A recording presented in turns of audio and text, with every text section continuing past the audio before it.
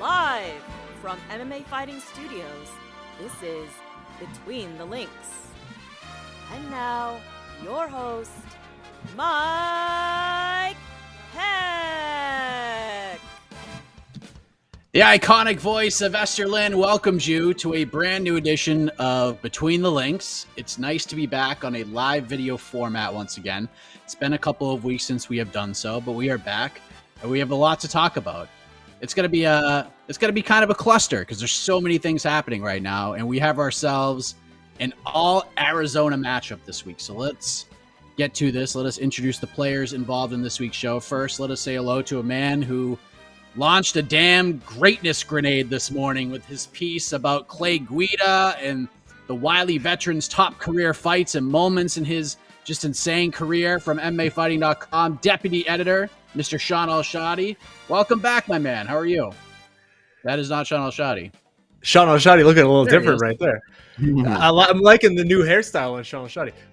Nah, man, it's good to be back.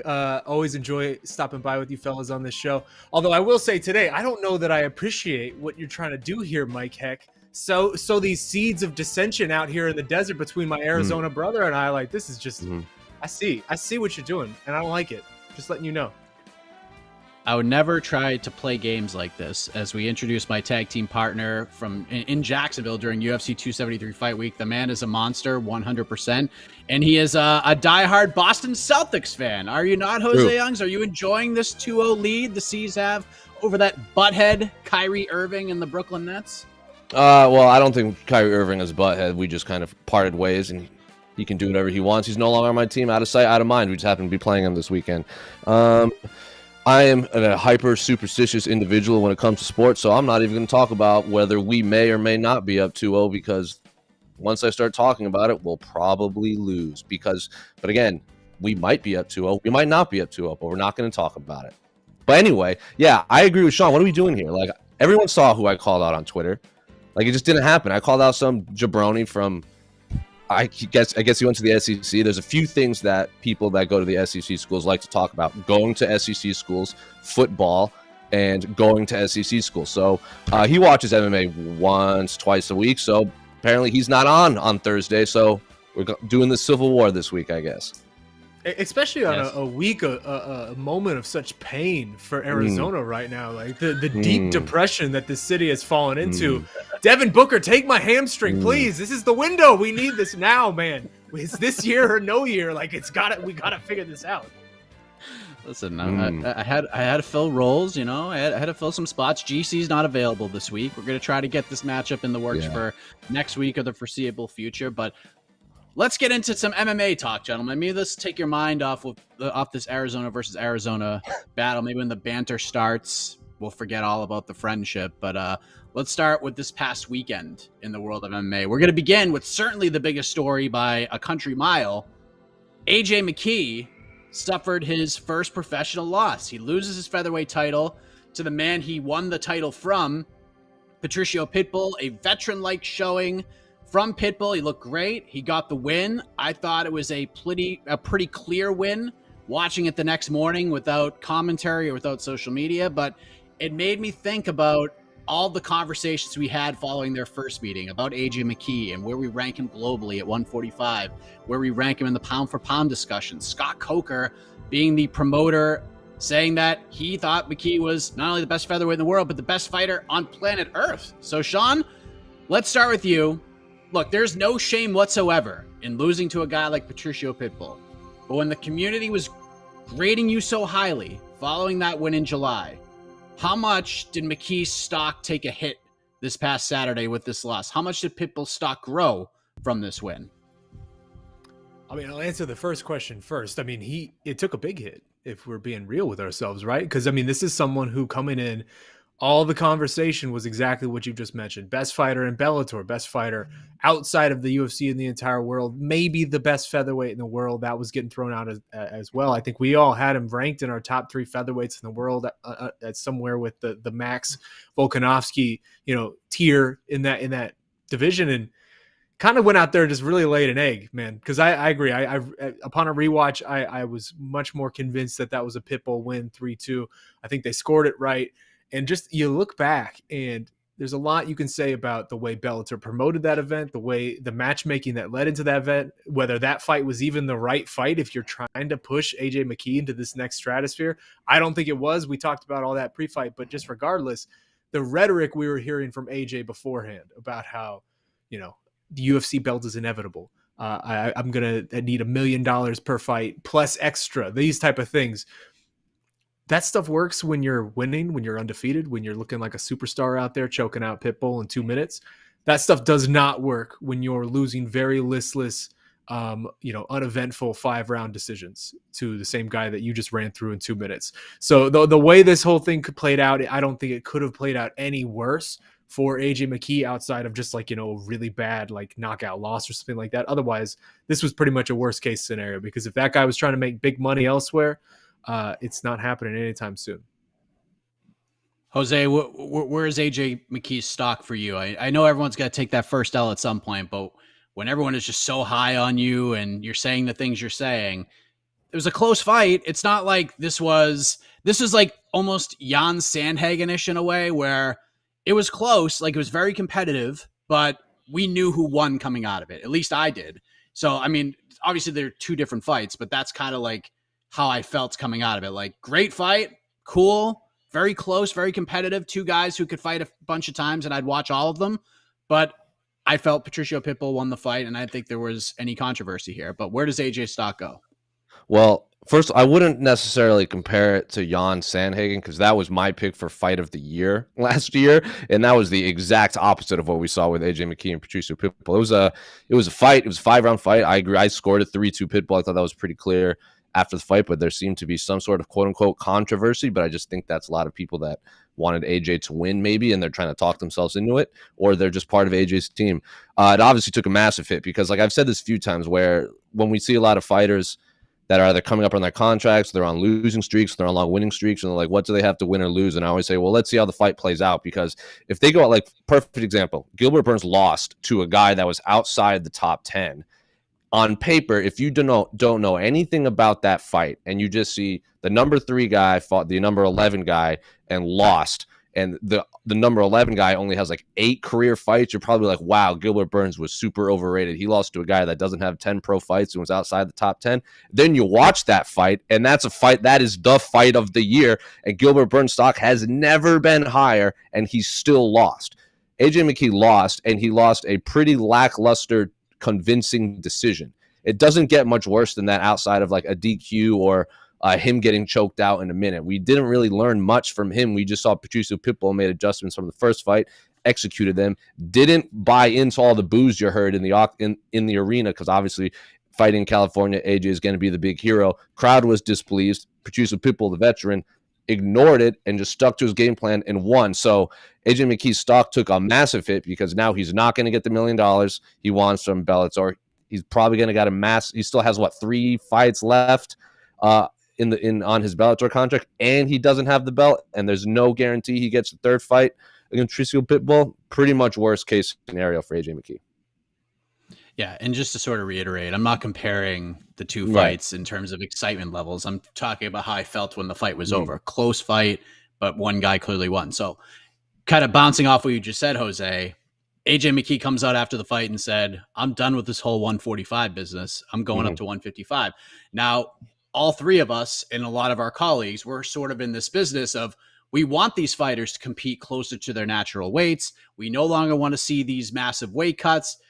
Do you think his future is at 155? And if so, how does he stack up at 155 against a lot of these fighters? Because he was so effective at 145 using his size, his length.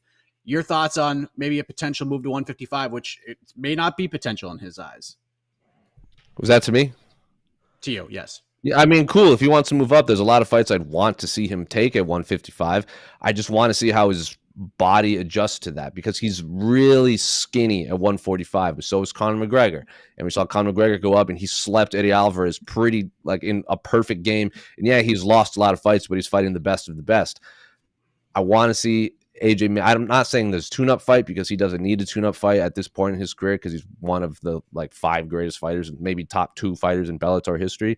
Maybe not a title fight right away at 155, but give him Peter Queally, maybe at 155. Peter Queally's a big name. well, quote unquote, big name. People recognize the name.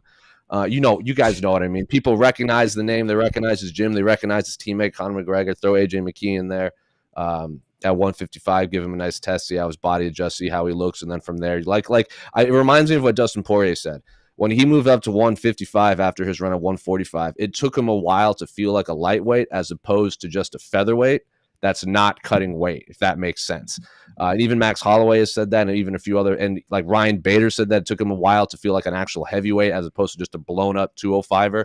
So maybe don't throw AJ into a title fight right away. Maybe let his body adjust to the new weight class, and then he could be off to the races. But for all we know, he doesn't want that. He doesn't want to get locked into another championship clause, and he just fights these out against 3 names that people recognize, and then he dips out to the UFC. He's got to win, though, but I want to see him fight. I do want to see him fight at 155. I think it would be really interesting in that division.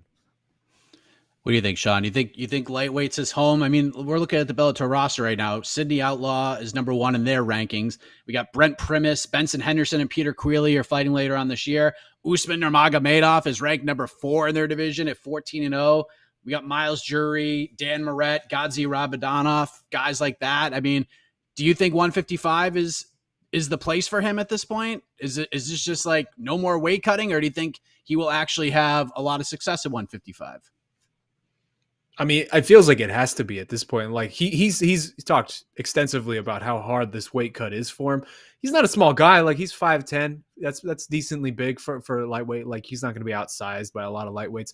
And also today too, we saw, I got the list of the fight night weights from the California State Athletic Commission today. And AJ McKee was one of the biggest gainers on the whole card. He gained like 20 pounds between weigh-in day and fight day, which is like 24 hours. He went from 144 to 165 basically in that span. So he very clearly should be fighting at lightweight at this point. Patricio Pitbull, for comparison, got up to about 159.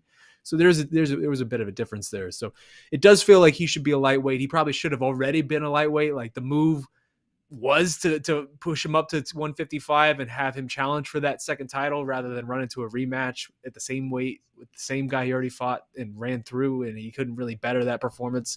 But that's neither here nor there. We've already gotten into that quite extensively on other shows. But yeah, lightweight's the move. And I actually disagree with Jose. I feel like you just run him right into that Patricio Pitbull title fight, because what else is going on at 155 right now for Bellator? It feels like that's sort of just sitting there waiting for them to do. I like the kind of the storyline of, lost to one Pitbull brother, now coming for the other Pitbull brother. There's some, it makes sense with the way that they like to match make and the way they like to do things. And also I in terms of the contract, I would be surprised. Obviously we can't say for sure, but I would be surprised if AJ becoming champion again would then extend that contract out to another 3 fights in perpetuity with Champions Clause. I feel like, without seeing the contract, it's hard to say, but I would be very surprised if there is not at some point an end date for that level of the Champions Clause. So I wouldn't be worried in that respect, but obviously that's speculation. Yeah, I mean, it's kind of a mystery at this point, but I think I'm with you. I don't think that you can double up on Champions Clauses. I think like once you're in a Champions Clause, like you're just in it, and then it ends when it ends. But I did ask Scott Coker about it last night. You can watch an interview on the YouTube channel. He wasn't really willing to comment on the X's and O's, but he did seem confident that McKee should be a Bellator fighter for the foreseeable future. But Sean, I want to bounce this back to you because you mentioned it. AJ McKee has had a lot to say about what life would be like in the UFC. It's like going from West Philadelphia to Bel Air in his eyes, taking digs at Volkanovski's performance against the Zombie. Maybe it was a negotiation tactic, and who knows? Maybe it was McKee saying he wants to see how green the grass is in Endeavorland. So let's just say McKee is a free agent right now. Let's just say he's a free agent. You're the UFC guy. You're booking these. You're making this happen. You're Hunter Campbell. You're a very powerful rich man. How much do you think the UFC is going to pursue AJ McKee? Are they going to back up the Brinks truck, or are they thinking, you know what? This loss is really good for us. Now we might be able to get this guy with a lot of talent and some big upside at a little bit of a discount. I mean, I think they'd certainly still be interested, right? Like he's still a young guy. I think he's 27. He's obviously very, very talented. It felt like he got maybe a little too into his own hype heading into this past one, but we've seen just how talented he is in Bellator. So I'm sure they'd certainly be interested, but he probably, if we're being honest, probably going to take a pay cut. Like, I don't know that UFC is going to be paying him $250K to come in there and fight, the number 7 lightweight or featherweight, regardless, so depending on where he wants to be. Like, that's not how things are going to play out. He would probably need to take a pay cut if it was happening right now. He obviously still has a few more fights still in Bellator, so maybe he can rebound that stock and really get himself back to where he was before this past one. But I'm sure the UFC would still be very, very interested, but they're definitely not backing up the Brinks truck for AJ McKee anytime soon. We talk about his star power a lot, but the reality is, you look at, it's stupid to say this sort of thing, but it is kind of how these things are measured. You look at him, he has like 7,000 Twitter followers, right? Like, we in the industry are high on AJ McKee, but it feels like the public has not been quick to jump on the train in the way that a lot of us have. It's an interesting point right there. Jose, your thoughts on this? Do you think the UFC would just be like, we're going to offer you this? If he says no, screw it, he can just go back to Bellator? Or do you think they'd be like, do you think they're thinking, you know what, this might be worth the investment because we could promote this guy, we could get this guy out in front of a lot of eyeballs. It might be actually worth, the juice might actually be worth the squeeze here. How would you sort of view it? I know it's hard to be the UFC and think of it from a business perspective, but how do you think they might be viewing him right now? I mean, it's hard to say until he finishes up his contract, because if he just rattles off 3 straight L's, they're not going to give him a lot of money. But if he goes out there and just like what Michael Chandler did to Benson Henderson on his last fight, just cooks the man, and then all of a sudden he's like, well, I'll field options and this and that, then, we can have another conversation. So it's hard to say until we see those fights. But I don't think they're going to back the Brinks trucks up, because for whatever reason, AJ McKee has just not captivated the mainstream audience. Like, I think even when Michael Chandler was in Bellator, he was doing a lot of, he was going hand in hand with Bellator. Like, he was doing a lot of the promotion. He was willing to fight these fights that maybe other people didn't want to take. Like, remember that big Madison Square Garden card where they had like the Aaron Pico show, like Chael Sonnen fought Vanderlei, I think. There's all these other fights, and then Michael Chandler fought what's his name? The guy that when he hurt his ankle. Brent Primus.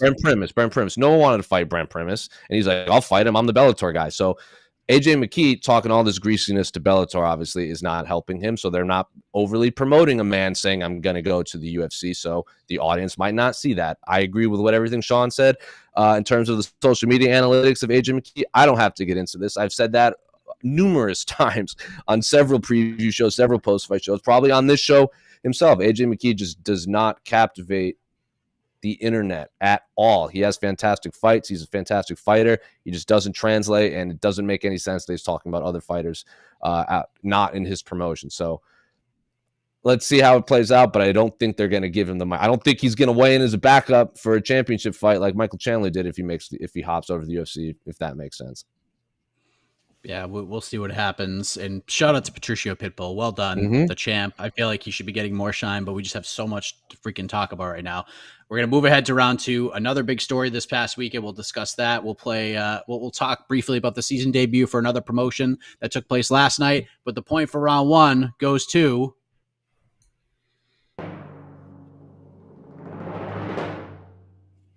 Sean Al-Shadi. How about that? It's 1-0. Terrific first round. And by the way, I know it's been a while. I'm just gonna knock down the door here. These points I'm giving away, it's an illusion, semantics. You all are the judges, all right? This is technically a 5-round matchup with game show-like qualities, a little peek behind the curtain, but there will be, if there's not already, a poll up on this page to cast your votes for either Sean or Jose throughout this matchup. So we talked Bellator. We're going to talk more Bellator in a minute. But let's talk about what happened at the UFC Apex in Las Vegas this past Saturday, because Belal Muhammad closed a pretty chaotic show with a unanimous decision win over Vicente Luque. It was a huge win. He exacts some revenge, solid performance. He looked real good. Then he gets the microphone. I'm like, don't call out Usman. Don't call out Covington. Just lay waste to Chimaev. Just go after it. And what does he do, Jose? He calls out Colby Covington. So let me start with you. How do you grade Belal's performance? Is this guy a true player at 170? And how would you grade the call out from Mr. Remember the Name? Well, his performance, he won pretty convincingly. It's not like there's any argument. Like, there's no one coming in there. There's no one in our comment section saying, "Oh, Luque 3-4-5" or something like that. Like, no, everyone knows Belal Muhammad won. So that's A+ for him convincingly. Maybe it wasn't the most exciting fight in the world, but he did the impossible. He made a Vicente Luque fight not that exciting. Good on him. He did his job. He got half his paycheck, and the man just keeps winning. At some point, we just got to accept the fact that Belal Muhammad is a top 5 welterweight in the world. He just doesn't lose right now, and he's literally every fight he takes is a step up in competition. He's not just going from like 15-4. He's going like 15-12. 9, and then he's just like climbing the ranks, and he just keeps winning. And then he beats Stephen Thompson. Oh, let's give him a murderer for 5 rounds. Does the same thing he did to Stephen Thompson, to Vicente Luque, the quote-unquote dark horse of the division, the one that put out Tyron Woodley and all these other guys. So good on you, Belal Muhammad. Call out, awful. Should have just went right after Khamzat Chimaev. I get what he's saying. I get it, because there is legitimate hatred for between Belal Muhammad for Colby Covington. Like, the man, I don't think he hates Khamzat. I think he just he would fight him for like the title shot, or like halting the hype or stealing the hype. There is legitimate hatred for Colby Covington from Belal Muhammad. So I get the call out in that aspect. It just wasn't the time. All eyes are on you. Just call out Khamzat.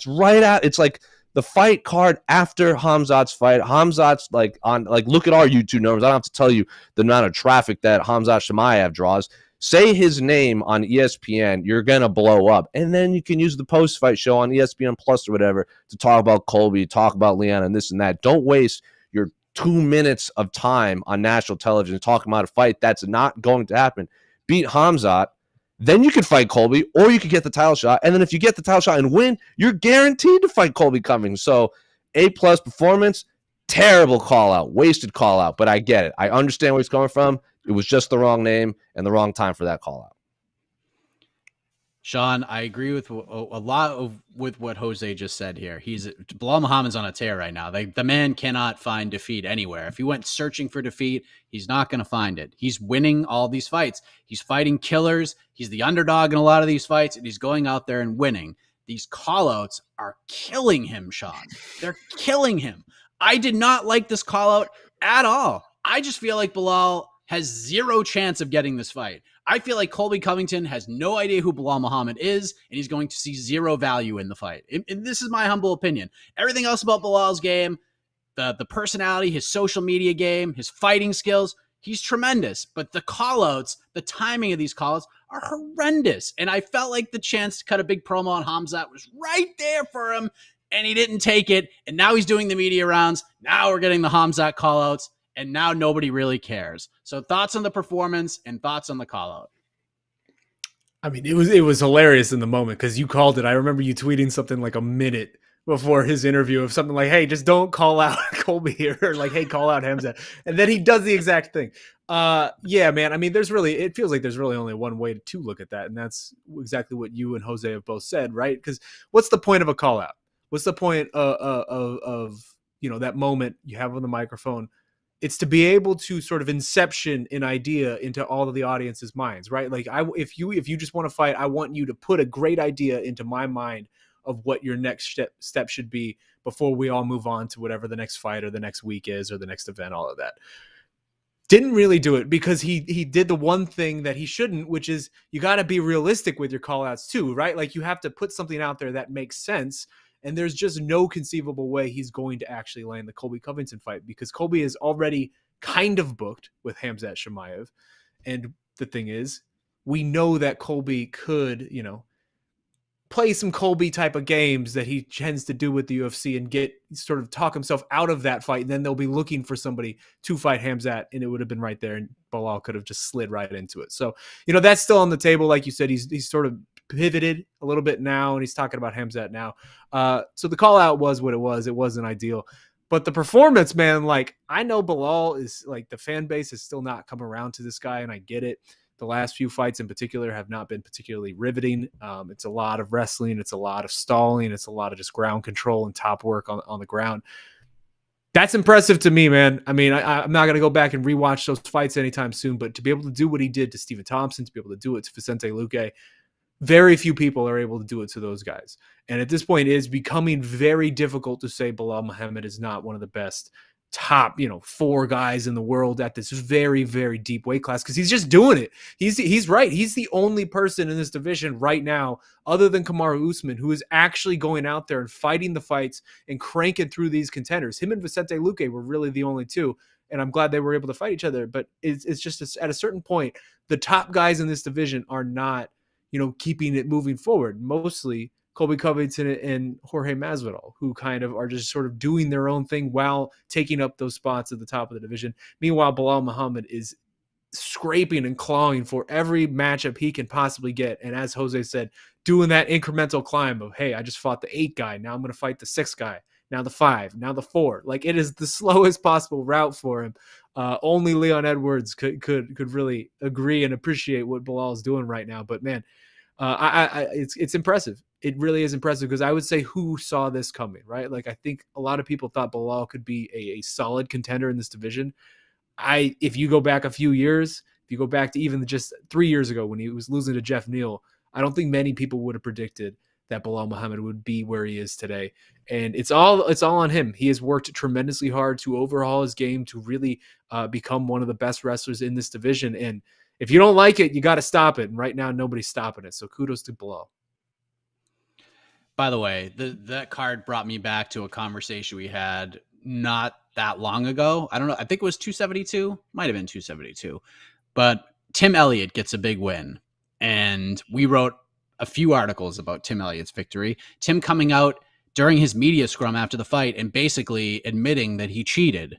And then doing a follow-up interview with me saying that he cheated. And here's why I cheated: because I'm here to make money. I'm not a martial artist. I'm a dude trying to win a fight and get paid.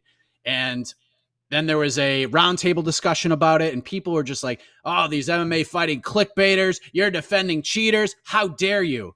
And then we watched this card this past Saturday, and it leads this question, Sean Al-Shadi. Why is every fighter in the UFC not cheating right now? Because no one's calling anything. Why not just cheat your ass off, man? Because it ain't going to stop you, and you're still going to win fights. What is going on here? Ah, God, I wish I knew Mike. Last weekend was such a bizarre card to watch, because you get the one. It's one thing if it happens once, right? Like, it happens early on the undercard, the Chris Barnett fight. I think a fight that, was one of the few fights that everyone was kind of looking forward to, that ends in a very weird fashion. But then to have it happen again, like an hour or two later, there is no conceivable way. Like, I've had people in the days since try to sit down and argue with me about this and explain how, no, they followed the rules. They did the real thing. They did Big Dan did what he was supposed to do.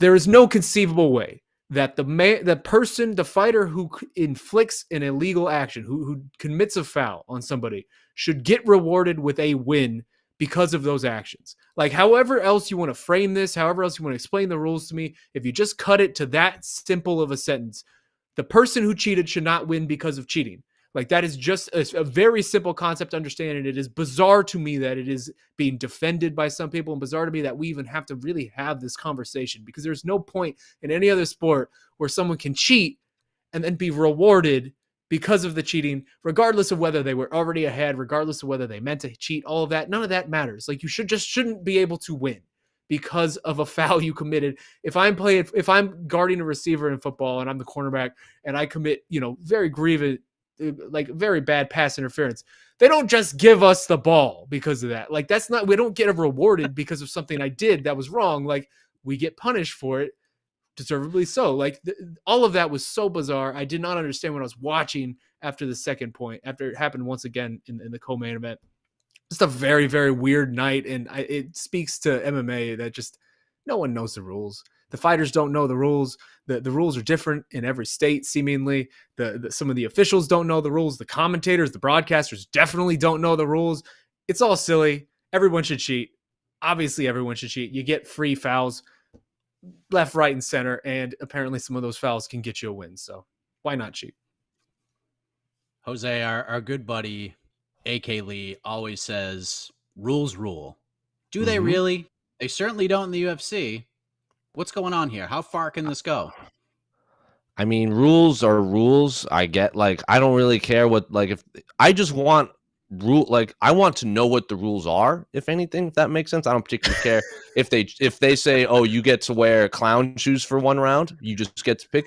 So be it. That's not going to change me covering the sport. I would just like that in stone, so that if someone accidentally wears clown shoes 2 rounds, they'll be like, foul, can't do that.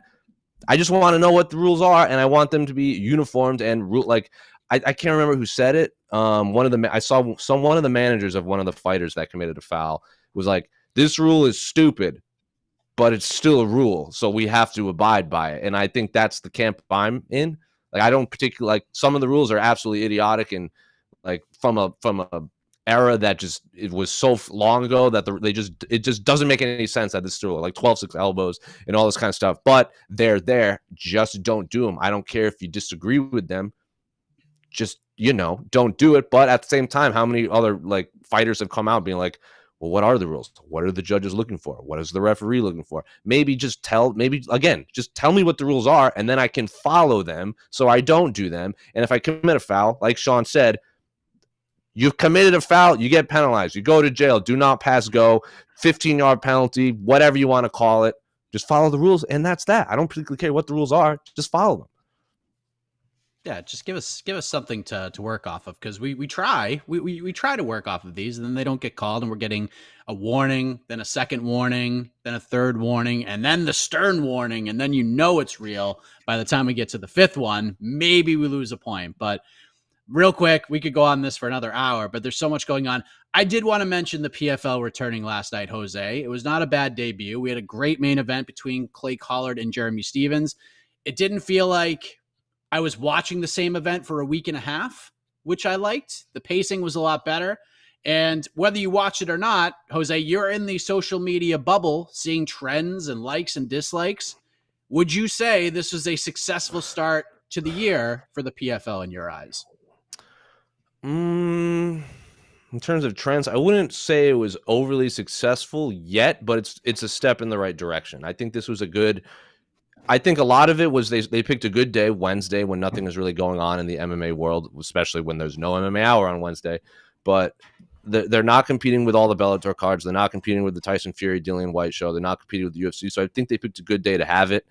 And then they just lucked out that they had one of the best fights in the year in the main event, and it was like the perfect guys to do it. So it was a good start. Let's keep it up. I agree with what you said in terms of the pacing. I think they probably listened to a lot of the criticism they got last year and made some adjustments. There's still some things I would change. I would like to see more fans in there and this and that. And I really, really like how they actually know how to use the Steadicam. Unlike a lot of the UFC broadcasts, a lot of the camera angles they used, I'm like, see, why doesn't the UFC do this? They have all these fancy ass cameras, and they're just using them for like the dumbest reasons. And at least PFL has some sort of reasoning behind all of them. So don't hate that. Lillian Garcia is obviously great at what she does, introducing everyone. So it's a good start, I should say. They lucked out with that main event just being absolutely bonkers. I wish that was 5 rounds. That would have been a lot of fun. But in terms of trends, good start. TBD if they keep it up, though. Sean, what do you think? I mean, even if you didn't watch it, you probably jumped on social media to see what's going on. You probably jumped on MMAfighting.com to see what the results. Feel like this is a success in your eyes, at least, or agree with Jose, we're at least trending in the right direction. All positives. Yeah, I mean, as far as it's graded on a scale, right? So for PFL coming out there, like you said, having one of the best fights of the year, for their first main event of this season, like you couldn't ask for more than that. Clay Collard just consistently being this guy who's going to come in here and spoil these UFC fighters' debuts in PFL. Like that's a fun little wrinkle. It's hard not to hate it's hard to hate Clay Collard and what he's doing. You have Hausch Manfield out here just underdog in every single fight he's ever going to fight in seemingly, and he continues to get it done. I mean, even Shoeface coming out there 29 seconds, like there was a lot of good showings on it. It was a lot of fun fights. I agree. The pace getting hurried and just a quicker pace throughout the night was a very welcome change. It feels like they at least listened to that level, the criticism around that, because that was one of the big criticisms from last season. The only thing I would add, if we're just going to make, fixes based on people's complaints, can we please just get rid of this insane cluster F that's going on with all these stats on this screen. There's like 50 stats at all times about strike speed and X, Y, and Z and cage control and all of this at any given point on the broadcast. No one cares. No one's like here for that. Just get rid of it, man. It's too much. It's too much. All right. I mean, 2 rounds in, and I'm feeling saucy in this room. I'm feeling it. What's the face, Jose? Were you like the stats, or are you just pondering your next? What the next question? I like the stats. I just don't need all of them at the same time. Yes, that's the thing. Is like 1 or 2 is fine. You just don't need all 50 stats at all times, just smashing up the screen. It's too much. Yeah, stats are great. I'm a big, like, baseball is my thing. I'll read stats. I'll read the back of baseball cards all day. Again, I don't like when I'm watching the fight, I don't need to see their striking efficiency with the left hand when they're fighting a right-handed on the 3rd Sunday of the month on a prime numbered year. Like, I just don't need that. Yeah, you don't need the local minor league baseball stats. No, I hear you. No. I hear you. I'm with Jed. If you're going to do one stat, damage bar. Do the ultimate stat. It's the damage bar. Give me the damage bar. If you need to do weird stats that don't make any sense, just give me the damage bar. I'm here for that. Like, that'll be weird. That'll be interesting. It's something fun. Otherwise, miss me with all the rest of this stuff. Mm-hmm. Mm-hmm. Well, this has been a very busy stretch for MMA. It's going to be a very busy weekend this weekend as well in the world of mixed martial arts. And that's where we are heading next. The point for round 2 goes to...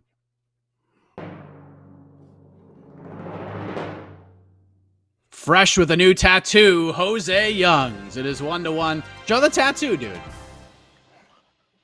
Look at that. Tattoo's getting so much airtime on these shows. It's Akatsuki Bobby Hill.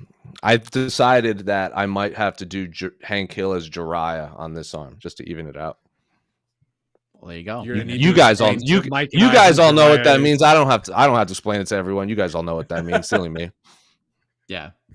Your tattoos have stories. My tattoos are stupid. Well, I have one good tattoo, and you saw the other one. It's pretty awful. Mike, can you give me your favorite Jiraiya moment? Yeah. It's when Jiraiya broke the rules and got a win in the UFC. Yeah. I'll go with that. And got his win bonus. Yeah. Yeah. So let's move on to maybe Jiraiya's fighting this weekend, because there's plenty of MMA action. Sean, we have 3 big events coming up over the next couple of nights in the world of mixed martial arts. Of course, we have a big boxing bout as well. Bellator 278 tomorrow, headlined by Juliana Velasquez versus Liz Carmouche for the flyweight title. We have UFC Vegas 52, headlined by Jessica Andrade versus Amanda Lemos. And then Saturday night, we have Bellator 279, headlined by Chris Cyborg versus Arlene Blanco 2 for the featherweight title. We get an interim bantamweight title fight between Rafael Starts and Juan Archuleta. The Grand Prix officially begins with Kyoji Horiguchi versus Patchy Mix. Alimale McFarlane returns. You hear me talking about more of the fights on this card because clearly this is the card of the weekend, Sean. It has to be. But in the triple event weekend race of life, how far ahead is Bellator 279 in this race? I don't know, man. How far ahead? Like, these are varying degrees of mediocre. If we're being real, like, right? Like, these are poo-poo platters that we're just getting presented with multiple weeks in a row now. It's fine. Like, it's fine. We're going to watch because we're savages. We're just weirdos, and that's what we do. But I don't know that I'm particularly stoked about anything that we're about to watch over the next couple of days. Like, I'm here for any and all Jessica Andrade, like, because she is always fun, and Amanda Lemos is kind of low-key just a monster, and so that'll be like a really fun fight for however long it lasts. And outside of that, man, like, I don't know. It's great, I guess. It's fine. It's not great, but it's fine. It's watchable. It's fights. Like, Stotts versus Archuleta is fun. Horiguchi versus Mix is fun. Cyborg versus Blencow is the weirdest, most unnecessary rematch I've ever seen in my entire life. But I guess you just need to give Cyborg a live body every couple months so she can do something. Yeah, I don't know. It's fine. The real fight of the weekend, if we're being honest, is Tyson Fury versus Dillian White. Like, that's the big one that I think far surpasses anything that we're talking about. But you didn't ask me that.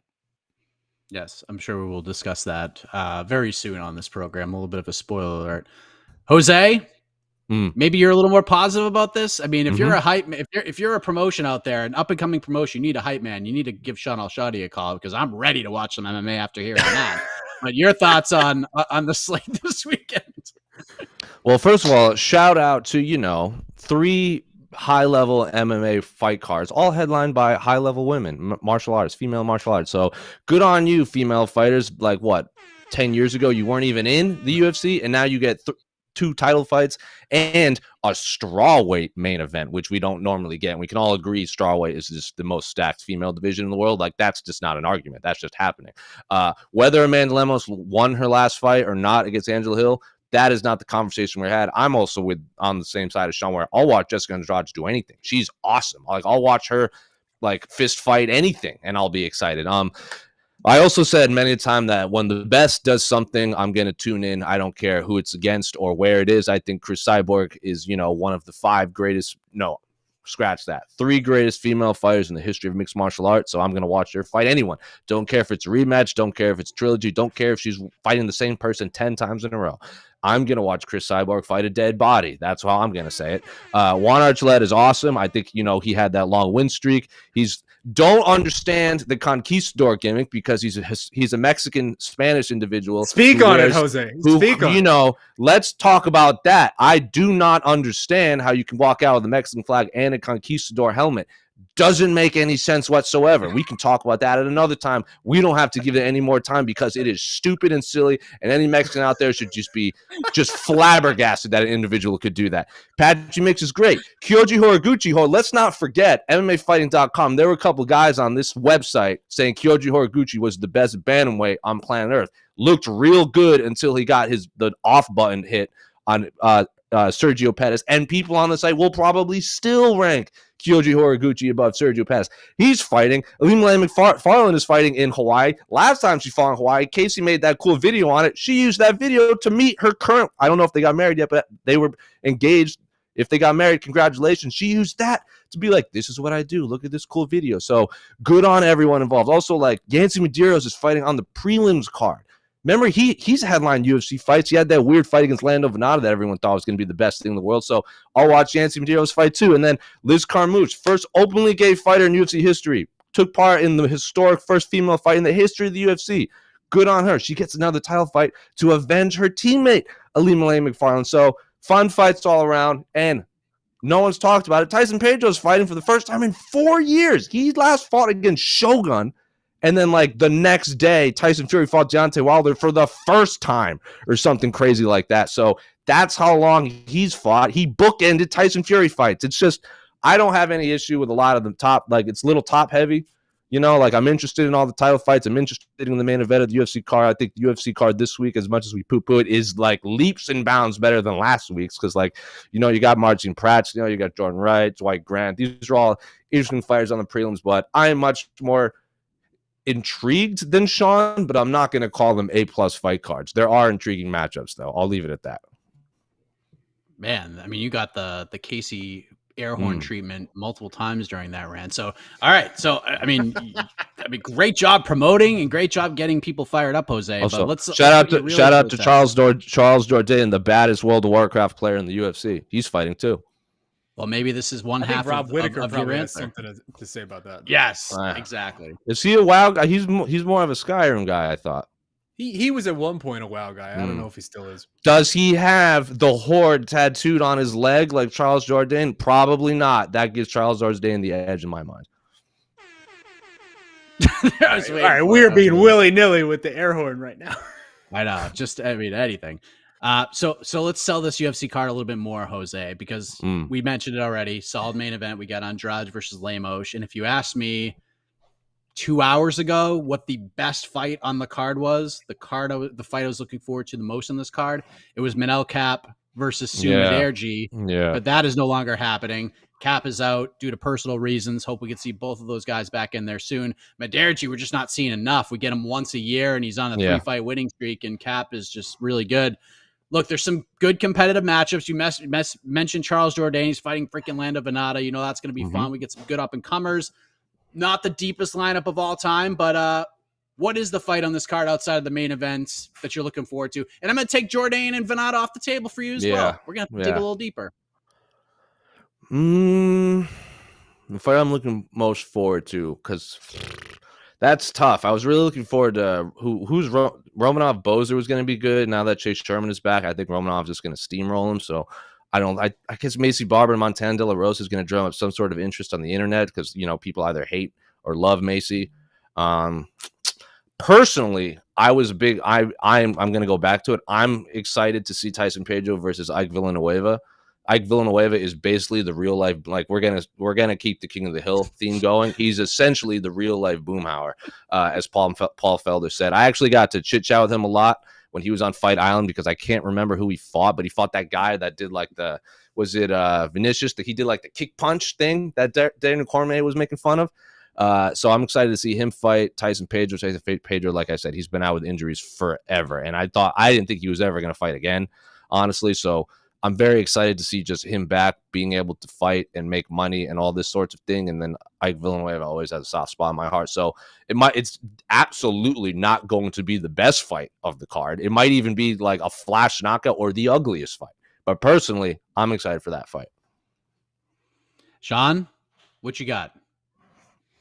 I mean, you know me, Mike. I'm always one for nostalgia. I'm a real sucker for nostalgia. I'm the old head over here on the website. So for me, I mean, I gotta go with my man Clay Guida, like you said at the top. Like I sat down for an hour with Clay over the past week, and sort of just he walked me through, some of his favorite moments of his career. Like he's going on 19 years now at this point.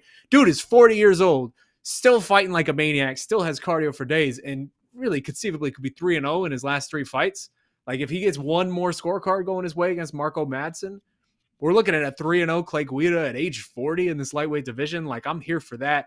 That dude's a legend, and anytime he can go out there and have some fun, I'm here for it. Who knows how much longer he's going to be doing this, although if you take him at his word, he'll be doing this in another 10 years, and it's hard to doubt him at this point. So I'm here for some Clay Guida action. Yes, that is always fun, taking on Claudio Puelles. Again, great piece on MMAfighting.com from the great channel Shadi about Clay Guida taking a stroll down memory lane of his past fights. Really good stuff. Clay Guida is just, I mean, he's a unicorn. What else can you say? So we'll move on. We're gonna play a fun little game next that I just thought of at the top of my head that I figured we needed to do because there's so much happening. So the point for round 3 goes to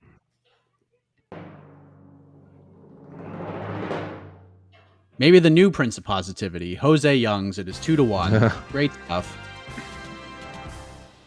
So we're gonna play a little game of buy or sell. All right, and there's a couple of ways we can go with this. We could play the game of buy or sell. This fight will happen, or buy or sell. I'm actually going to watch this fight when it happens. So again, just made this decision on the fly, gentlemen. First off, we're gonna go to the world of boxing because there's been some back and forth.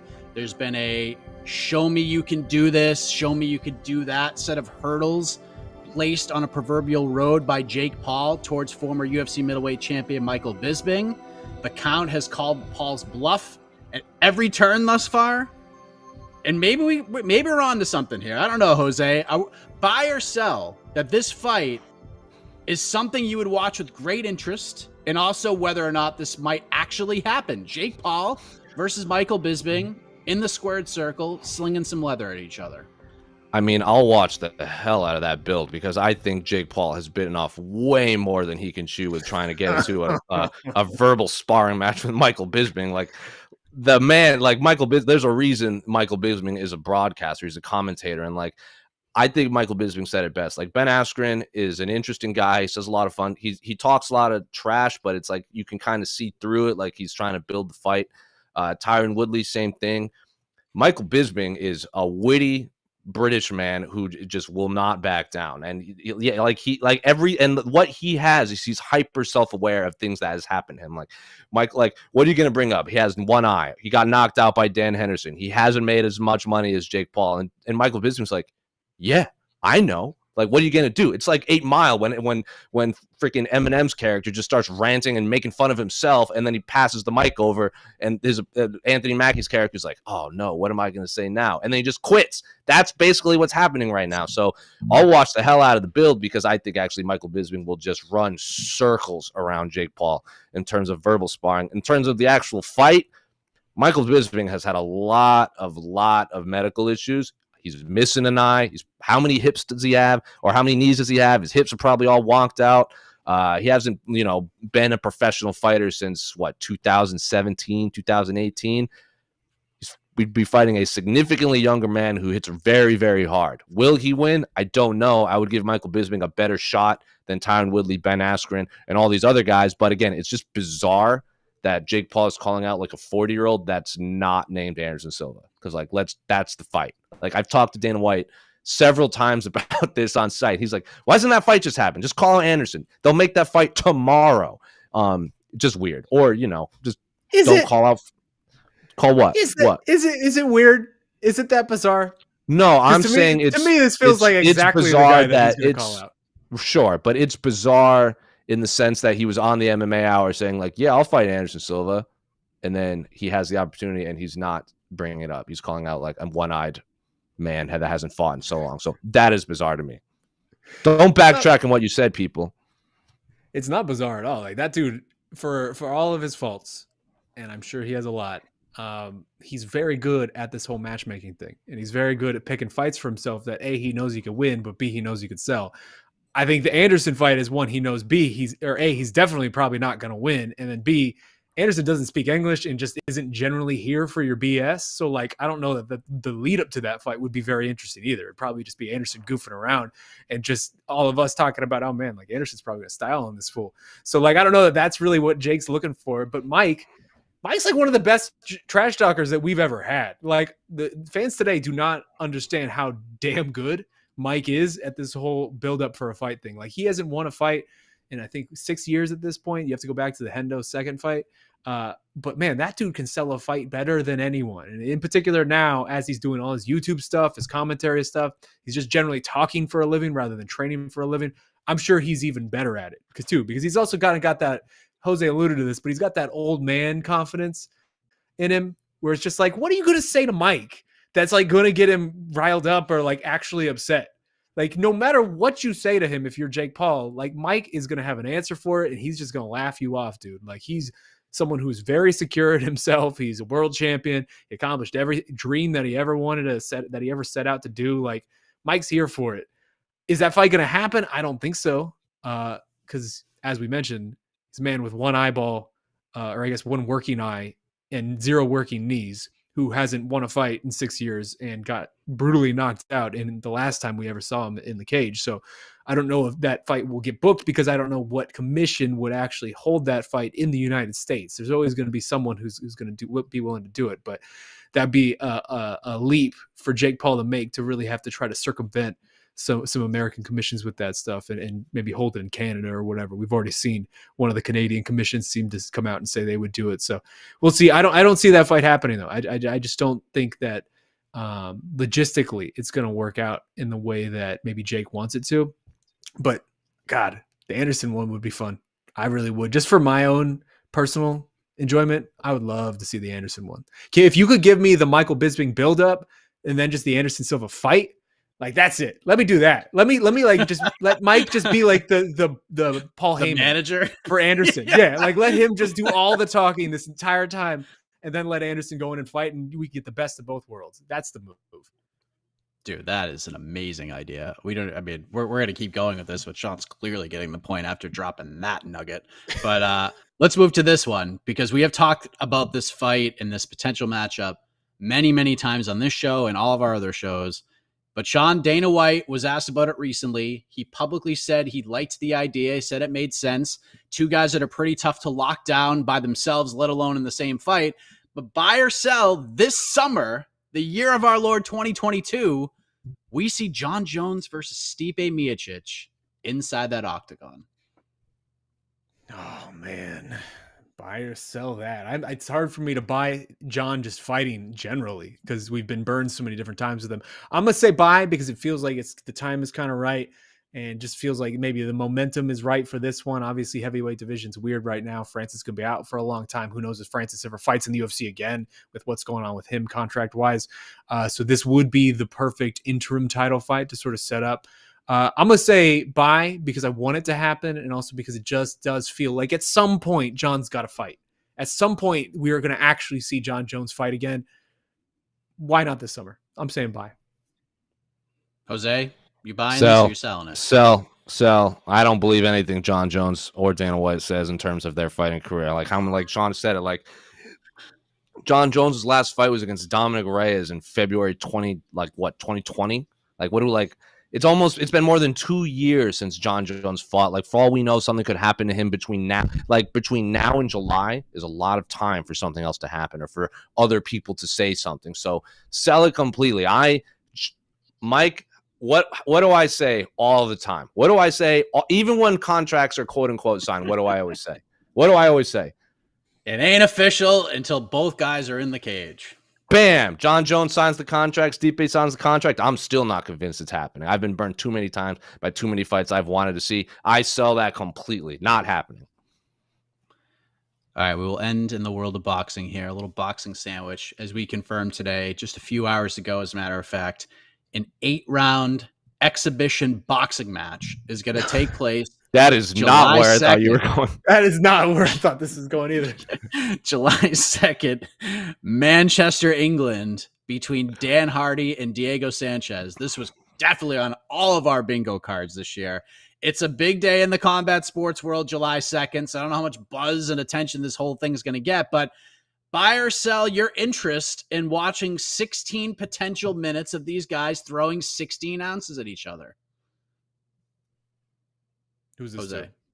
This is Jose. To me, buy or sell this like, dude, I don't know what this fight is even gonna be, man. Like, it's a fight that if you told me Dan Hardy was going to fight someone in some sort of combat sport, Diego Sanchez would be on my short list because they've had beef in the past. They're both in that era, that generation of fighters, but it's real gross. I don't particularly like it. I want to know how Dan Hardy is physically because didn't he have that, like, what's his heart condition called? Like the Wolf syndrome thing. Like it's just I have a lot of weird feelings about it. But at least it's an exhibition fight, so allegedly there'll be no knockouts and this and that. Apparently, I assume you can't bet on it, and I'm gonna watch the hell out of it. At least it's 8 rounds and not 12. I just feel real icky while making that graphic for MMA Fighting's Instagram page today because, again, it feels weird watching that in 2022. Sean, here we are. Diego Sanchez fighting Kevin Lee and Dan Hardy back-to-back in 2 different combat sports. Buy or sell? Sell. Obviously sell. Like, sell's the only reasonable answer here. Like, Diego Sanchez, I love Diego Sanchez. He's a legend. There's no way Diego Sanchez should be boxing right now, right? Because if you book Diego Sanchez in an MMA fight, if I'm watching, I want to see Diego wrestle, and I want to see Diego not get punched in the face a lot because he's already been punched in the face way too much over the course of way too long in his career at this point. Like, that is not a man who needs extra punches in the face and in the head at this point in his life and his career.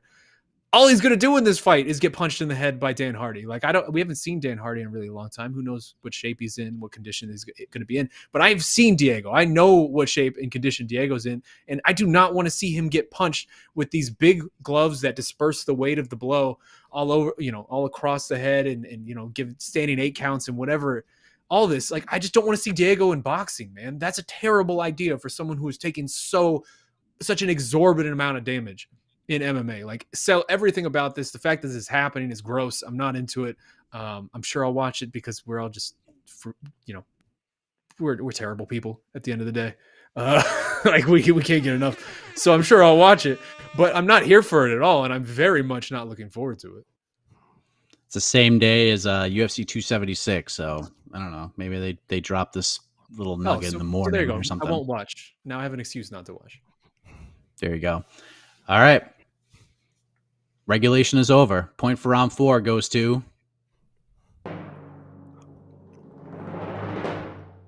I mean, it goes to Sean Al-Shadi. He had this thing won like 2 minutes into the 4th round, but still a 10-9 in the MMA scoring system of life because Jose made this very close. So that means we're going to go to the knockout round. This is where the fans, the viewing audience right now, this is where you come in and vote for the winner between Jose and Sean. We're going to have a fun little question. I just thought of it a couple of rounds ago during a hype session.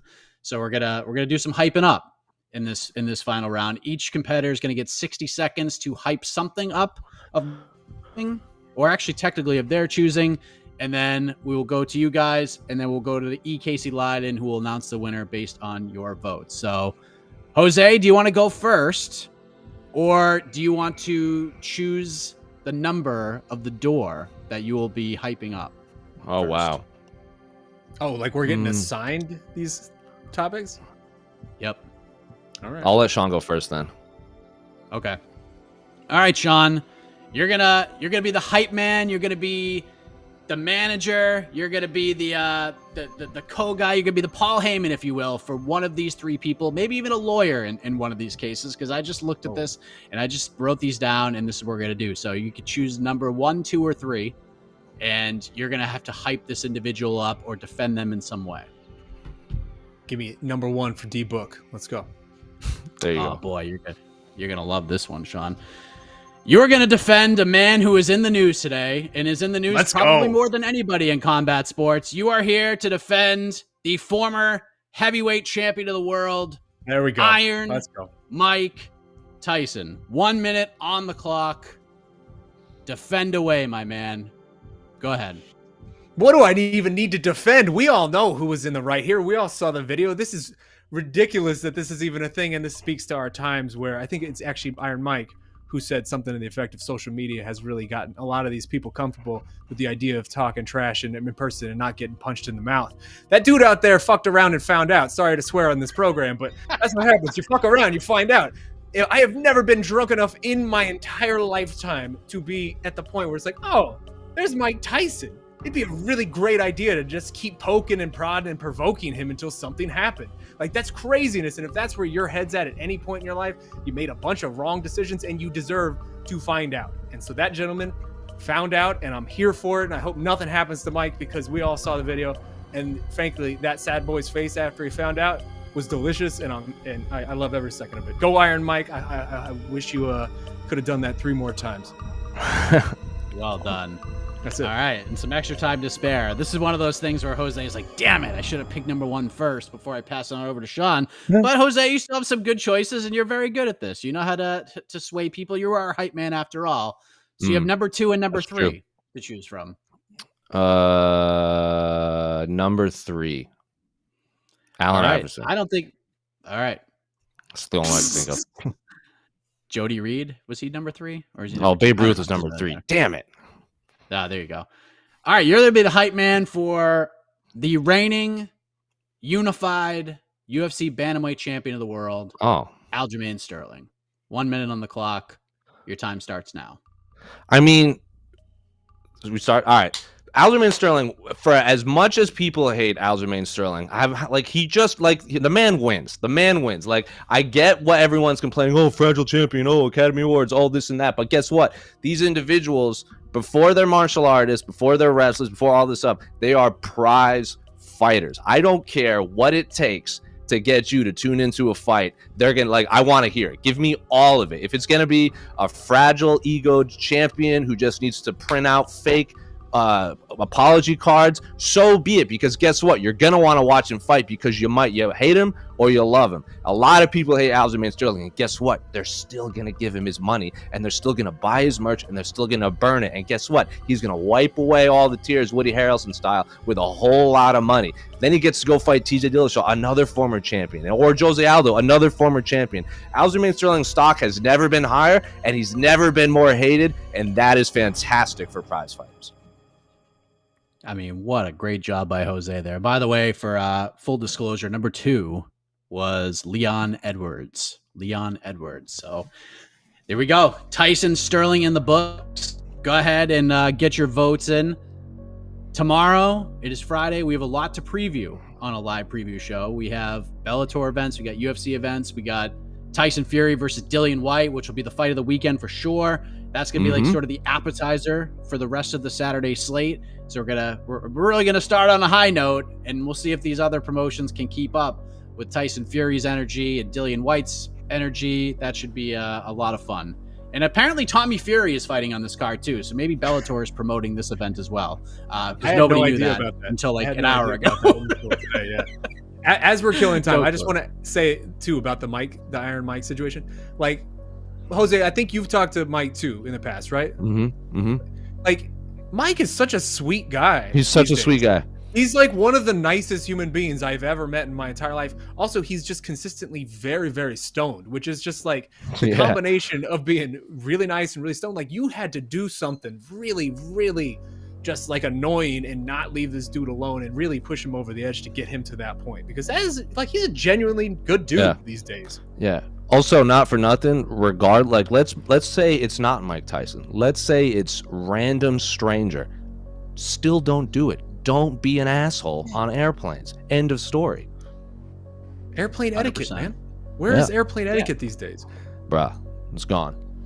Yeah, last time I was on an airplane, no one wants to be on an airplane. I'm in middle seat, so you know etiquette. I'm supposed to get the 2 armrests. We had dude on my right hogging the right armrest, dude on my left hogging the left armrest. I almost threw hands there. It was just like, guys, come on. You need to follow the rules. Follow the airplane rules.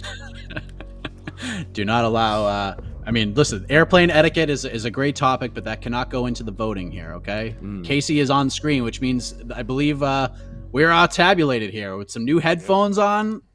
It looks like as well. I can probably hazard a guess who's going to win this between a man defending Mike Tyson and a man defending Aljamain Sterling. Let's be real. I'm being realistic. Most fighters in this world, a la Aljamain Sterling said, you need to be realistic with the judging.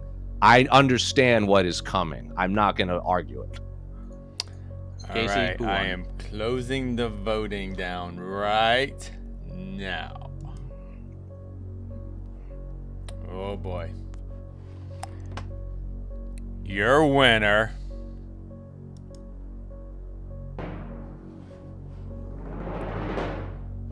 Ooh, wait, I need to turn my other music off. Your winner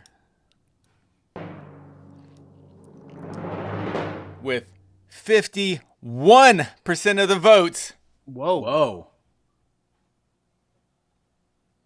The man with the best Bobby Hill tattoo, Jose Youngs. Wow. Jose gets it done. Oh my gosh. That's very bizarre. Yes, 51%, the closest vote we've ever had. That's what's up. Wow. Look at that, Jose. You get a Bobby still Hill know what? tattoo and the fortunes change on BTL. Big Pun has never steered me wrong since I first listened to him when I was 10 years old, and it continues now.